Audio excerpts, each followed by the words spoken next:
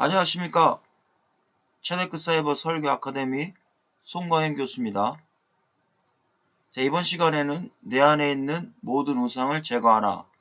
열왕기상 18장 30절에서 40절 말씀을 가지고 공부해 보겠습니다. 자, 우리가 솔로몬 이후에 이스라엘이 양쪽으로 나눠지게 됩니다. 그래서 북이스라엘과 남유다로 나눠지게 되는데, 북이스라엘 땅에 이 시돈의 왕 엘바알의 딸 이세벨 때문에 영적으로 타락하고 바알과 아세라 선지자들이 함께 식탁에서 음식을 나눠 먹는 우상의 나라가 되고 말았습니다. 이때에 하나님께서는 엘리야라고 하는 사람을 들어 쓰셔서 무너진 제단을 다시 쌓고 있다는 것입니다. 그럼 우리가 이 말씀을 통해서 깨달을 수 있는 것은, 자, 고대 근동에서는 엘리야와 바알 선지자의 싸움인 것처럼 보이지만 신과 신의 전쟁을 말씀해 주고 있는 것입니다. 바로 하나님과 바알의 신의 대결을 통해서 하나님의 신이 당당하게 승리하였다라는 것을 보여주고 있다라는 겁니다. 그러면 우리가 이 말씀을 통해서 깨달을 수 있는 것은, 영적으로 우리도 내 안에 있는 더럽고 추악한 우상들과 싸워서 승리해야 될 것을 말씀해 주고 있는 겁니다. 그렇다면 내 안에 있는 이 우상을 제거하기 위해서는 어떻게 해야 합니까?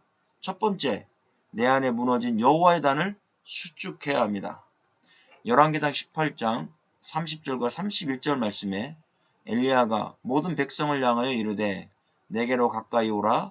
백성이 다 그에게 가까이 가매 그가 무너진 여호와의 제단을 수축하되 야곱의 아들들의 지파의 수요를 따라 엘리야가 돌 12개를 취하니 이 야곱은 옛적에 여호와의 말씀이 임하여 이르시기를 내 이름을 이스라엘에 하리라 하신 자더라. 이렇게 말씀하고 있습니다.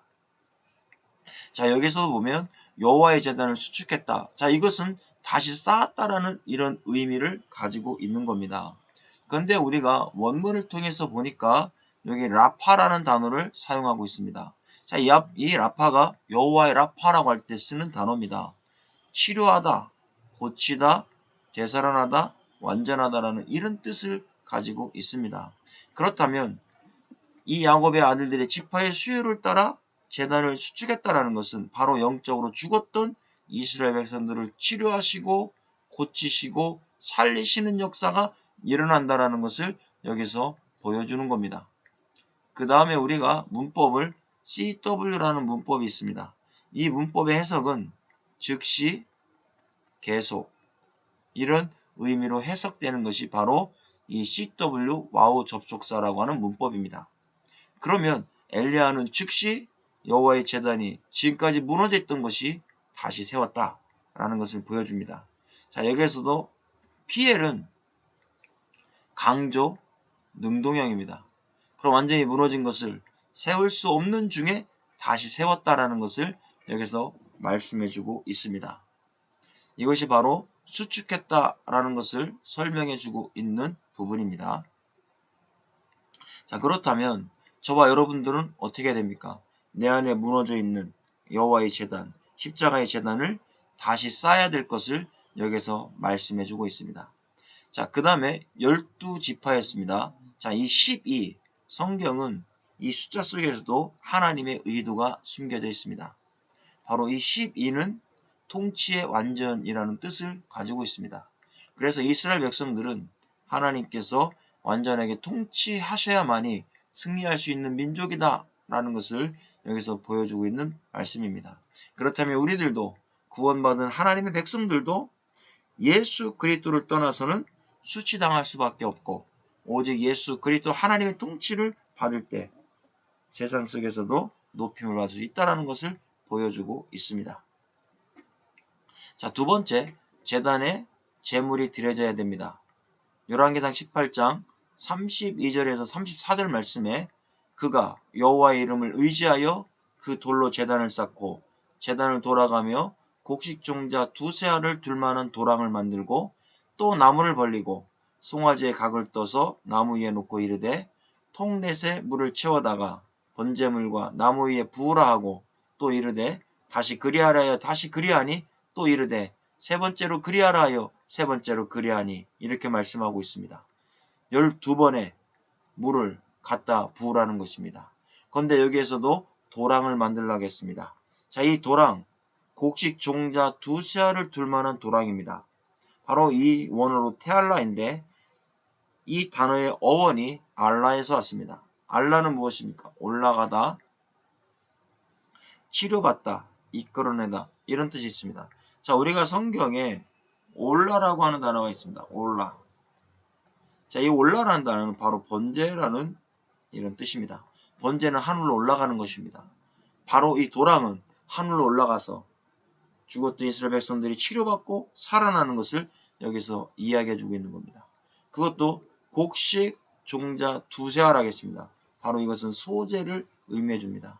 예수 그리스도의 십자가의 고난을 여기에서 상징해주고 있는 것을 말씀합니다. 그래서 예수님께서는 맷돌에 정말 곡식이 갈려서 먹을 수 있는 하나님 앞에 드리는 고운 가루가 된 것처럼 이와 같이 예수님께서도 고난 받으셨다라는 것을 말씀해주고 있습니다.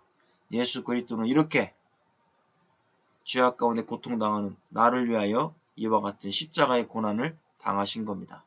그 다음에 송아지를 각을 떴다라고 했습니다. 자, 각을 떴다라고 하는 이 단어에도 보니까 나타우, 조각조각으로 끊다, 나누다, 쪼개다 이런 뜻을 가지고 있습니다. 그런데 여기도 문법이 CW입니다. 자, 이 CW는 무엇입니까?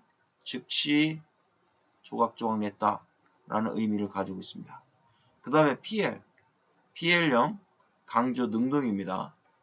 자, 강조 능동형은 어떻게 해석한다겠습니까? 엄청난 힘으로 완전히 하나하나 조각조각 내었다 라고 하는 이런 뜻을 가지고 있습니다. 이렇게 해석하는 것입니다. 그래서 이 송아지는 바로 죄인들을 위해서 지금 이스라엘 백성들의 모든 죄를 위해서 하나님 앞에 제단으로 지금 드려주고 있는 겁니다. 이것은 바로 예수 그리스도의 고난을 상징해주고 있고 예수 그리스도를 통해서 모든 죄가 사라지고 있다는 것을 말씀해주고 있는 부분입니다. 자, 그렇다면 이 엘리야가 제단을 딱 쌓아놓고 이 제물에 물을 붓기 시작합니다. 물을 12번, 3번씩, 네 통으로 3번씩 그렇게 부으라겠습니다. 3번 행하다 라고 하는 이 샬릿이 이런 뜻을 가지고 있습니다. 자, 여기에서도 문법이 CW입니다. 자, CW 어떻게 부었다는 얘기입니까? 즉시로 부었다는 얘기입니다. 그런데 여기서도 PL, 강조, 능동형을 쓰고 있습니다. 자, 강조, 능동형을 쓰고 있다는 건 무엇입니까? 자, 우리가 생각해 봐야 됩니다. 지금은 3년 동안 비가 내리지 않았기 때문에 물을 구하기가 쉽지가 않습니다. 그런데 여기서 물을 구하기가 어렵지만 물을 구하다가 부어라 라고 하는 이런 의미를 가지고 있는 것입니다. 이것은 하나님 앞에서의 헌신을 의미합니다. 바로 우리도 예배 드릴 때 하나님 앞에 헌신이 있어야 될 것을 설명해 주고 있습니다. 이 시간 저와 여러분들에게 하나님 앞에 드려지는 헌신이 있습니까? 오늘 이와 같이 하나님 앞에 헌신의 삶을 드려야 될 것을 말씀해 주고 있습니다. 그리고 물을 갖다 부었다라는 건 하늘에서 불이 내려야 되는데 많은 사람들이 지켜보는 가운데서 의심할 수 있습니다. 그렇기 때문에 엘리야는 12번의 물을 갖다 부으라고 했던 것입니다. 이것은 바로 하나님의 역사가 하나님의 능력이 이렇게 크다라는 걸 보여주기 위함입니다. 바로 12번 부었다라는 건 무엇입니까? 통치의 완전입니다. 바로 성경은 12라고 하는 숫자를 계속해서 쓰고 있습니다. 하나님께서 완전하게 주관하시는 제사다. 이걸 지금 이스라엘 백성, 타락한 이스라엘 백성들에게 보여주고 있다라는 겁니다. 자, 성경에서 물은 말씀을 상징하고 있습니다. 그래서 하나님께서 제물을 드릴 때 물로 깨끗하게 씻어서 온전하게 드렸습니다. 바로 예수 그리스도의 십자가의 복음의 말씀이 내 안에 들어올 때에 더럽고 추악한 죄악들이 깨끗하게 씻겨져 나가는 것을 여기서 말씀해주고 있습니다. 오늘 이 시간 예수 그리스도의 십자가의 피로 깨끗하게 씻겨졌습니까? 그 예수 그리스도의 피로 깨끗하게 씻겨진 자가 바로 하나님 앞에 헌신한 자요, 하나님 앞에 구원받은 백성이요, 하나님 앞에 온전하게 드려지는 제물이라는 사실을 우리가 깨달아야 됩니다. 세 번째, 우상의 씨도 남겨서는 안 됩니다. 열왕기상 18장 40절에 엘리야가 그들에게 이르되 바알의 선지자를 잡되 그들 중 하나도 도망하지 못하게 하라 하매 곧 잡은지라. 엘리야가 그들을 기손 시내로 내려다가 거기서 죽이니라 그랬습니다. 자, 그렇다면 왜 성경은 기손 시내로 내려가다 죽였다라고 이렇게 말씀하고 있을까요? 우리는 그냥 생각하기에 갈멜산 밑에 기손 시내가 있으니까, 기손강이 있으니까 거기에서 잡아 죽였겠지 이렇게 생각할 수 있습니다.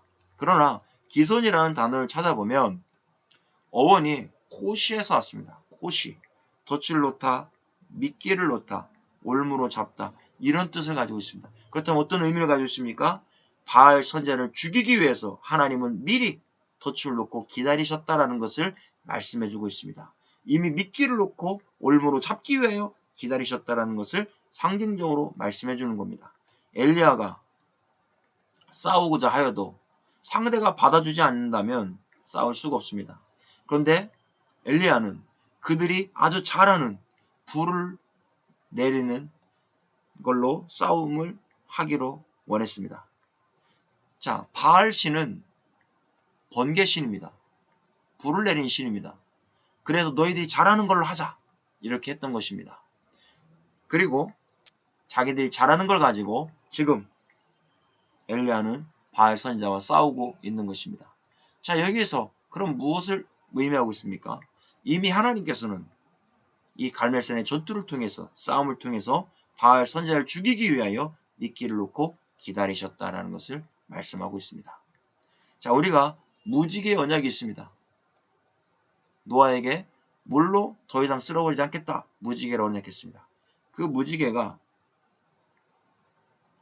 히브리어로는 케쉐트입니다. 케쉐트.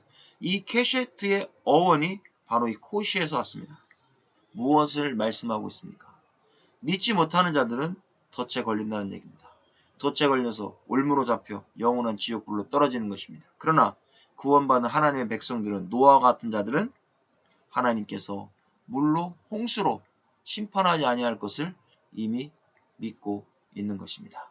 바로 하나님 우리에게 이 시간 이런 말씀을 하고 있습니다. 그래서 우리가 원어를 공부한다는 것은 학문적으로 공부하는 것이 아니라 바로 이런 하나님의 의도를 발견하기 위해서 공부하게 되는 것입니다. 그래서 기손 시내는 갈멜산 아래에 있는 강으로서 바알 선지자를 죽인 것에 대한 영적 깊은 의미가 있는데 바로 덫을 놓고 기다리셔서 사냥꾼이 덫을 놓고 동물들을 잡는 것처럼 하나님께서 우상의 선지자들을 불러내린 제사로 미끼를 삼아서 유인하고 올무로 잡아버렸다라는 것을 여기서 말씀해주고 있습니다. 그렇다면 오늘 시간 저와 여러분, 우리도 예수 그리스도의 십자가의 복음의 제단을, 내 안에 있는 우상을 다 버리고 다시 무너진 단을 세워야 됩니다. 우리 한국교회 강단을 다시 십자가의 복음으로 세워야 됩니다. 그래서 하나님이 기뻐하시고 원하시는 그런 예수 그리스도의 살아있는 예배가 만들어야 될 것을 여기서 말씀해주고 있는 것입니다. 그래서 저와 여러분들이 이제 예수 그리스도의 십자가의 복음의 말씀만을 선포하시는 저와 여러분 될 수 있기를 예수 그리스도의 이름으로 축복합니다. 수고하셨습니다.